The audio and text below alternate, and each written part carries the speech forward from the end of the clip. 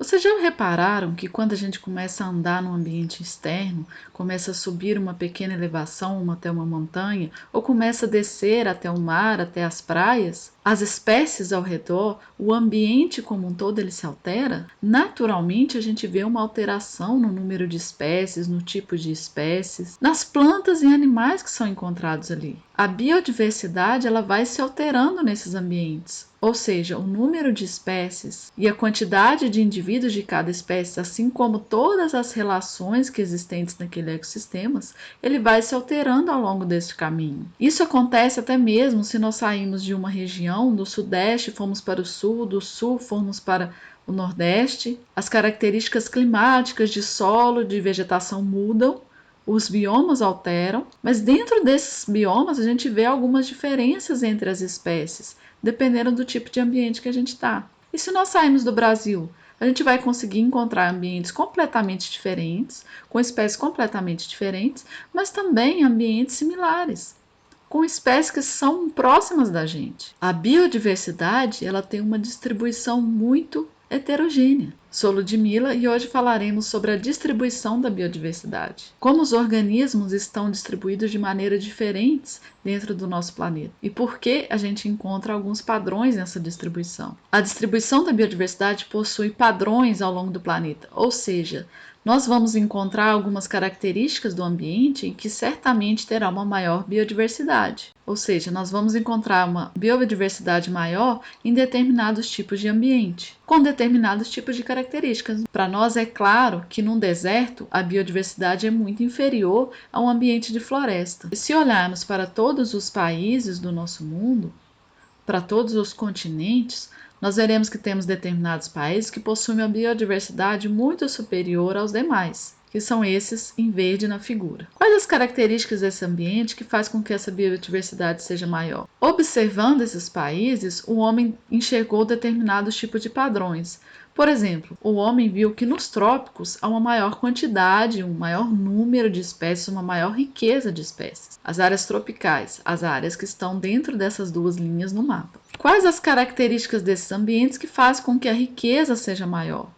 Uma das principais características é a produtividade desses locais, ou seja, a produtividade primária. Nós temos uma maior quantidade de organismos fotossintetizantes e quimiosintetizantes, plantas e algas, por exemplo, produzindo uma maior quantidade de recursos na base da cadeia alimentar. Ou seja, produzindo mais alimento para todos os outros organismos. São lugares mais produtivos, com maior produtividade primária. Então foi observado para diversos tipos de organismos, como aves, mamíferos, anfíbios e répteis, que ao aumentar essa produtividade primária, ao aumentar a quantidade de fotossíntese, a quantidade de vegetação ou de algas, a gente aumenta toda a nossa biodiversidade daquele local. Uma maior quantidade de plantas vai sustentar uma maior quantidade de herbívoros e esses herbívoros vão servir de alimento para diversos carnívoros. E assim sucessivamente. Esses gráficos aí, eles relacionam no eixo X a evapotranspiração, que é uma medida de produtividade primária, relacionada com a riqueza de espécies. Para esses 4 grupos de organismos, foi visto que a produtividade aumenta, o número de espécies aumenta com o aumento da produtividade primária. E isso acontece para todos esses grupos até um determinado limite. A partir de um determinado limite, não foi observado um aumento do número de espécies com o aumento da produtividade primária. Especialmente os trópicos, eles possuem uma maior produtividade primária, uma maior produção de base de cadeia para sustentar as demais cadeias e por isso que a gente tem uma maior quantidade de espécie nesses ambientes. Se nós formos observar, por exemplo, ambientes temperados, como nos Estados Unidos, no Canadá, nós veremos que nós temos uma vegetação sim, mas que a vegetação dos trópicos ela é muito mais diferenciada e muito mais rica em espécies. O número de espécies das áreas temperadas, fora dos trópicos, é muito inferior quando comparado às áreas tropicais. Um outro aspecto que faz com que os ambientes que tenham maior riqueza e também maior biodiversidade é a heterogeneidade de hábitats, ou seja, um ambiente mais heterogêneo. Um ambiente mais heterogêneo, ele possui diversos tipos de ambientes pequenos diferentes dentro de um grande ambiente. Por exemplo, Numa floresta tropical, nós temos áreas com diferentes vegetações de diferentes portes, diferentes tamanhos.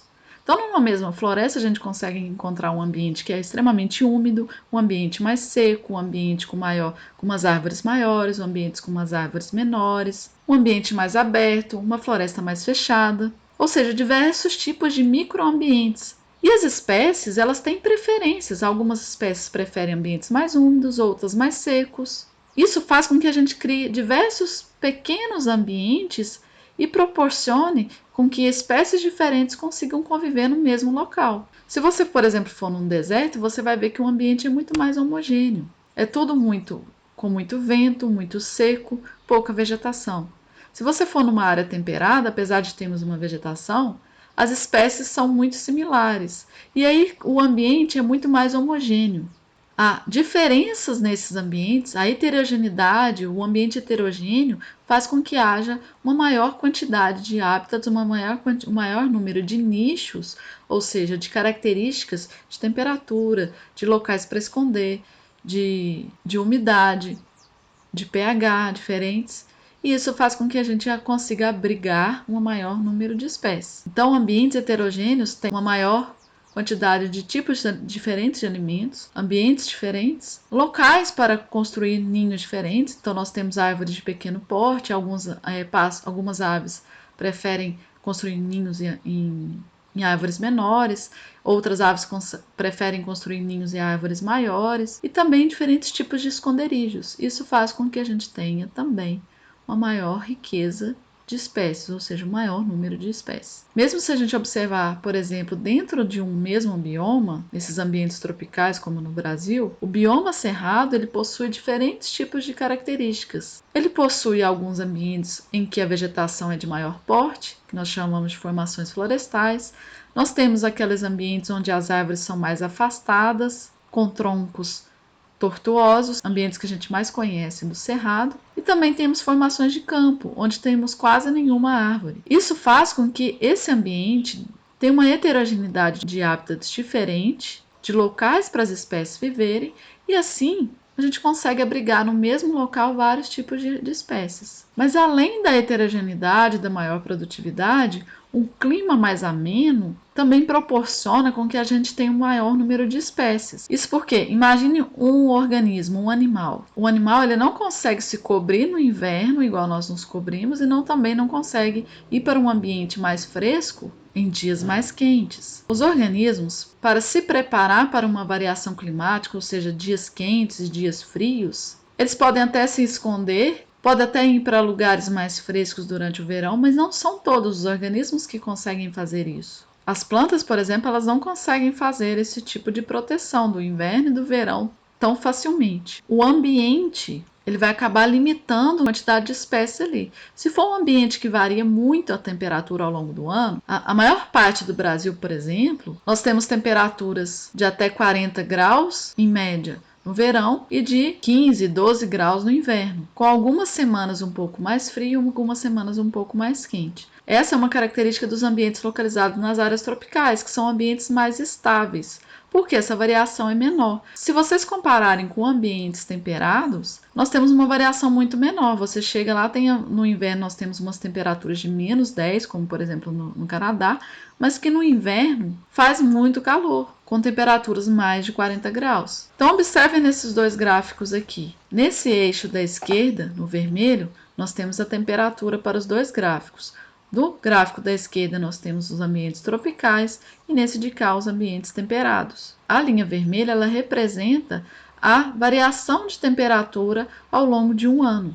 A variação na temperatura de ambientes tropicais ela é muito inferior quando comparada aos ambientes temperados. Os ambientes temperados eles têm no inverno eles têm temperaturas muito baixas e no verão eles têm temperaturas muito altas.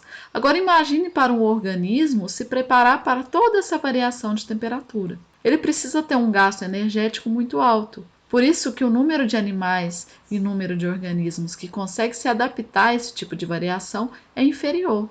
É mais fácil o organismo se adaptar a uma variação climática pequena, como encontrada nos ambientes tropicais. Outra característica importante do ambiente que faz com que tenha menos ou mais espécies, maior ou menor biodiversidade, é a quantidade de distúrbio que acontece naquele ambiente. O que seria um distúrbio? Distúrbio é quando acontece uma mudança no ambiente, seja uma enchente ou uma ventania que derruba algumas árvores, algum incêndio. E esses distúrbios, eles podem ser frequentes ou não. Por exemplo, se você for numa praia, numa duna de areia, as dunas, aqueles montes de areia, eles se movimentam o tempo todo, de acordo com as características climáticas. Agora, se você for numa floresta tropical, ou até mesmo na Mata Atlântica, no Cerrado, a frequência de distúrbios é muito inferior. Por exemplo, no Cerrado podem ocorrer incêndios naturais, mas não são frequentes, não são eventos frequentes. Às margens de um rio, há eventos frequentes de mudança daquele ambiente. Quando chove muito, o rio extravasa, aquela área do entorno acaba sendo uma área extremamente úmida. E qual que seria o ambiente em que as espécies se adaptam melhor? O ambiente que está sempre mudando ou um ambiente que muda de vez em quando? Para as espécies, a frequência no distúrbio atrapalha o processo de adaptação, ou seja, o processo de ela adaptar, dela conseguir conviver naquele ambiente. Só que ambientes que também não têm nenhum distúrbio durante muito tempo, acaba também que tem um menor número de espécies, porque são ambientes que não têm muita mudança e acaba que aquelas espécies que estão ali, elas se tornam umas competidoras muito fortes e acabam expulsando as outras espécies que tentam entrar naquele ambiente. Então, para se ter um ambiente com alta biodiversidade, o ideal é que seja a frequência de distúrbio ela seja intermediária. Sejam eventos naturais e que ocorram de vez em quando. Por exemplo, em um ambiente de cerrado que ocorra um incêndio natural a cada 5 anos. Mais uma característica importante do ambiente que faz com que ele tenha um maior número de espécies e uma maior biodiversidade é o tamanho deste ambiente. Se vocês observarem, as florestas, os fragmentos florestais, como nessa figura aqui, eles são ilhas dentro de um oceano de áreas diferentes ou áreas antropizadas. Assim como um lago também, ele tem uma característica completamente diferente de todo o seu ambiente ao redor, que é um ambiente terrestre. E uma ilha que a gente conhece, que são ilhas oceânicas, ela é um ambiente terrestre cercada por um ambiente completamente diferente, completamente coberto de água. Então nós temos as ilhas terrestres e as ilhas oceânicas, as ilhas continentais e as ilhas oceânicas. Quanto maiores as ilhas, tanto as continentais quanto as oceânicas, maior o ambiente que ela cobre e, consequentemente, maior a capacidade que ela tem de abrigar espécies. Um ambiente maior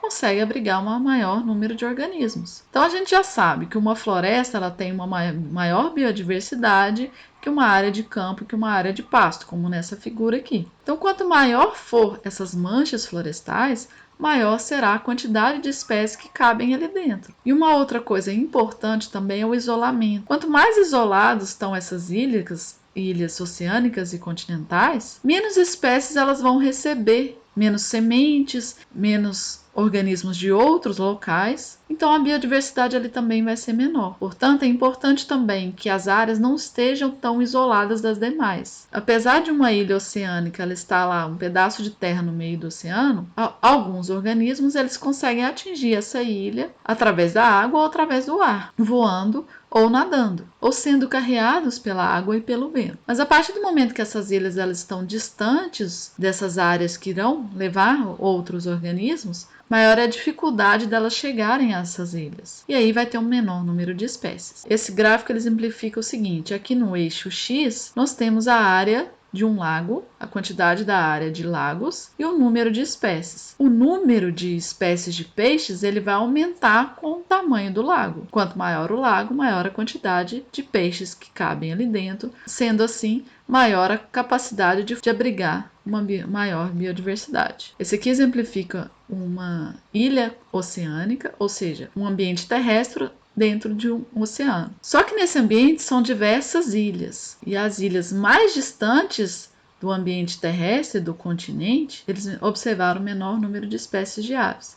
Então aqui ó, a distância vai aumentando e o número de espécies vai reduzindo. Aqui, quando a distância é próxima de zero, nós temos um maior número de espécies, e numa distância maior do que 10.000 quilômetros, nós temos um número de espécies de aves muito inferior. A gente consegue observar também um padrão de acordo com o gradiente altitudinal, ou seja, quando a gente aumenta as altitudes, nós temos um decréscimo no número de espécies. Os ambientes de elevada altitude, eles reúnem algumas características que fazem com que tenha um número menor de espécies. Por exemplo, uma maior variação de temperatura, uma menor produtividade primária, que é tudo aquilo que a gente viu lá atrás. Então a gente consegue enxergar um padrão.